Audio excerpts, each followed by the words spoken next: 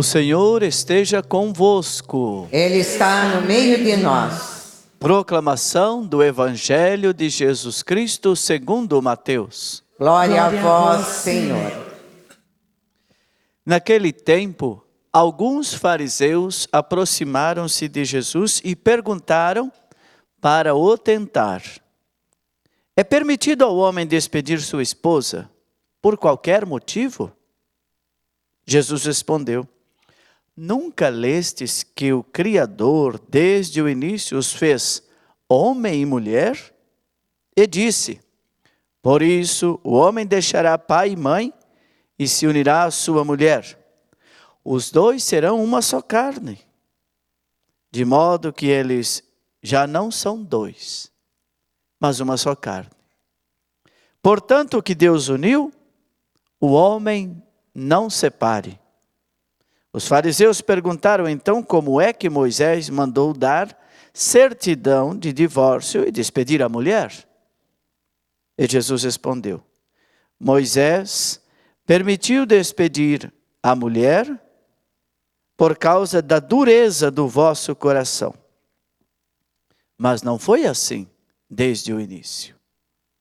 Por isso eu vos digo, quem despedir a sua mulher, a não ser em caso de união ilegítima, e se casar com outra, comete adultério. Os discípulos disseram a Jesus: se a situação do homem com a mulher é assim, não vale a pena casar-se. Jesus respondeu: nem todos são capazes de entender isso, a não ser aqueles a quem é concedido.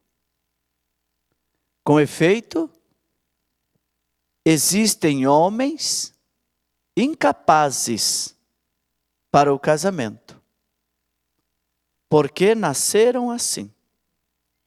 Outros porque os homens os fizeram assim.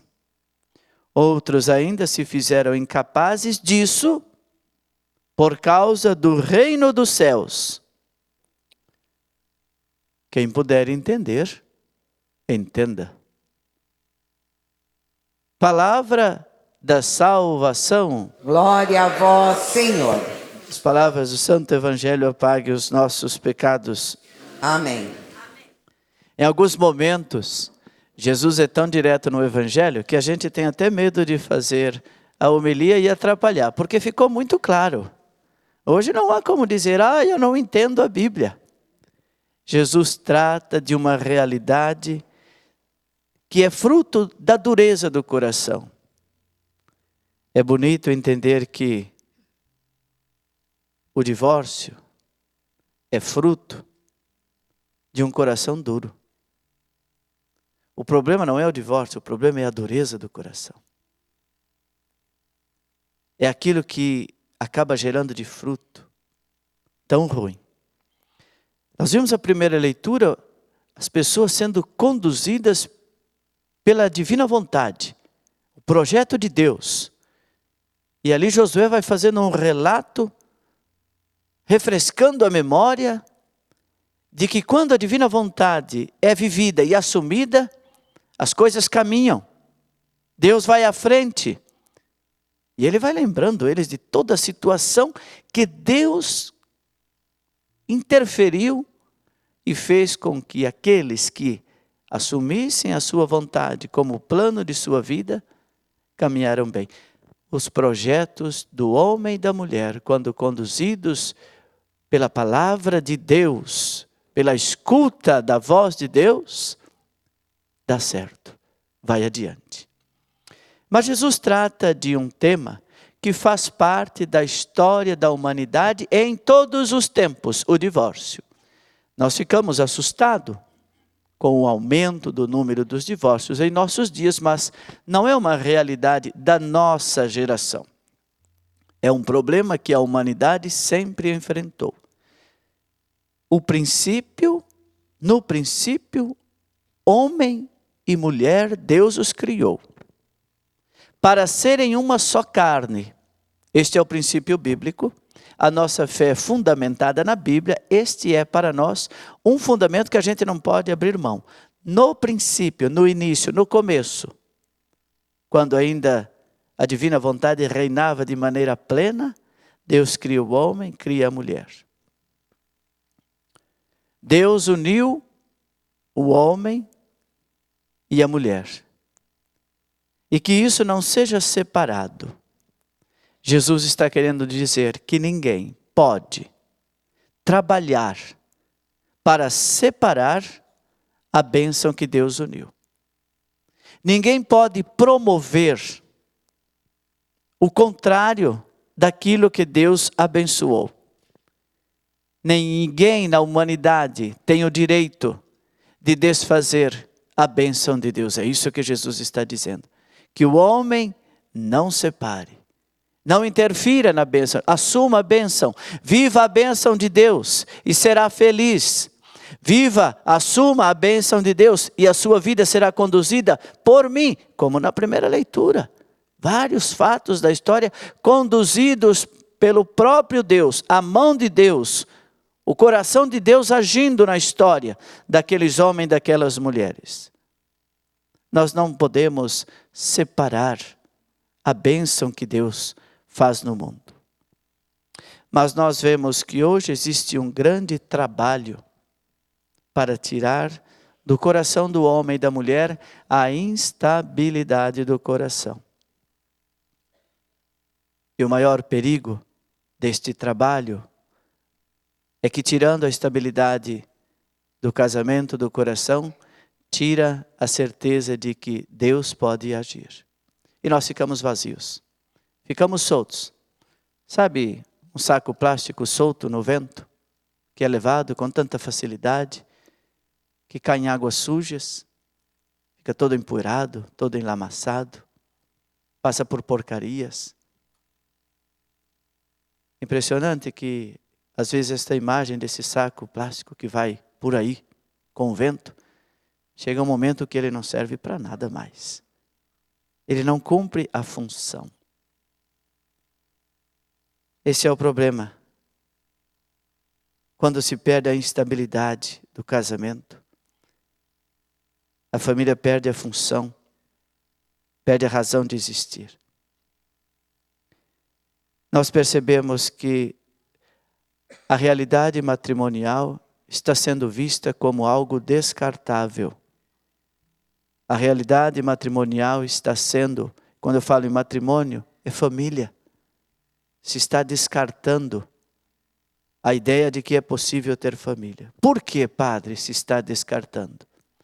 Por causa daquilo que o próprio Jesus deu como diagnóstico. A dureza do nosso coração.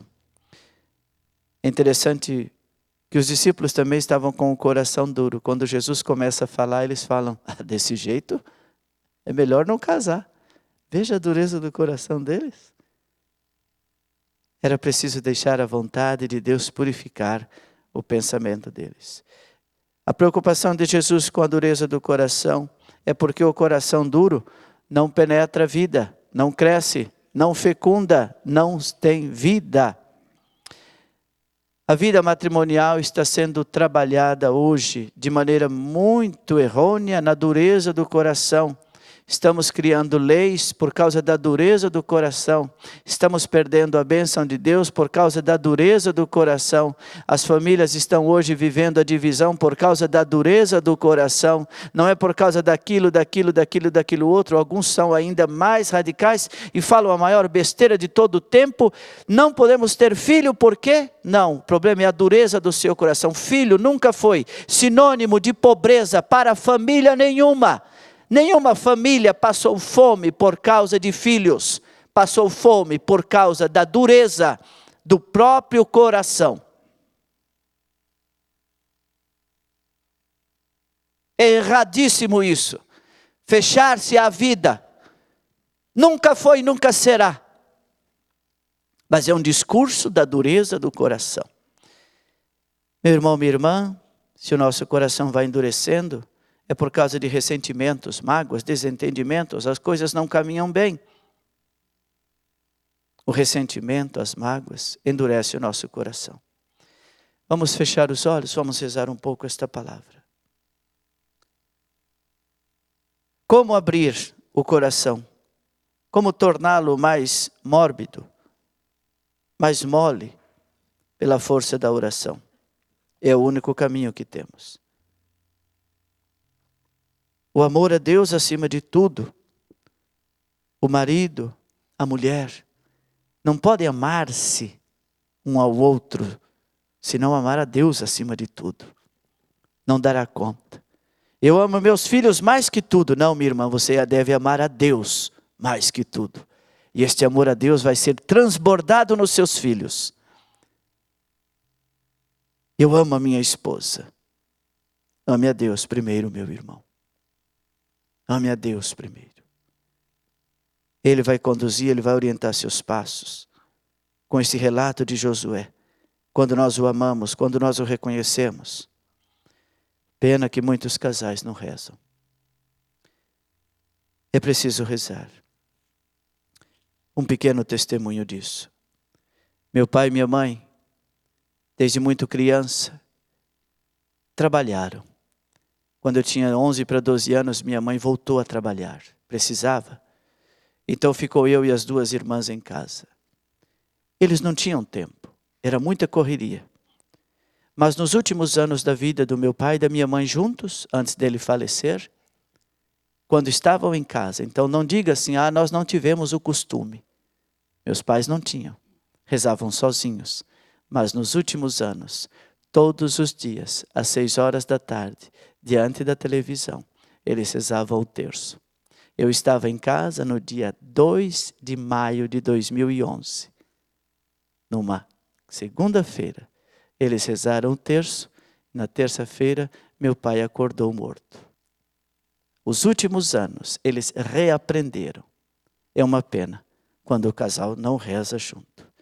A oração do casal é um canal para que Deus permita, para que o nosso coração não endureça. Como não endurecer o coração, Padre?